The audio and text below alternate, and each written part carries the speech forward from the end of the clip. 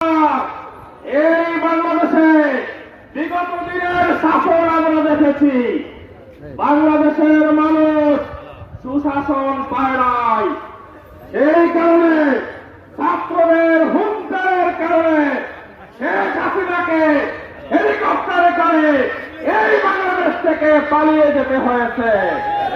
আগামী দিনে এমন কোন ফেসিবাদ আবার যদি বাংলাদেশে তৈরি হয়, সেই জন্য আবার কিন্তু আমাদের রক্ত দিতে হবে।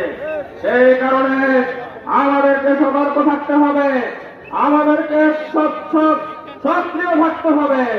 আগামী দিনে একটি সুন্দর বাংলাদেশ গঠন করার জন্য আমাদের যার যতটুকু ভূমিকা পালন করার কথা, আমরা যেন সেই ভূমিকা পালনে কোনো কার্পণ্য না করি।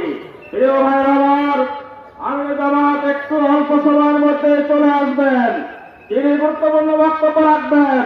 আমি অনুরোধ জানাচ্ছি আশেপাশে যারা আছেন অনতি বিলম্বে আজকের পথসভায় যোগদান করে জামাতবাসীর পক্ষ থেকে আমি জামাতকে সশ্রদ্ধ সম্মান এবং শ্রদ্ধা জানাবেন।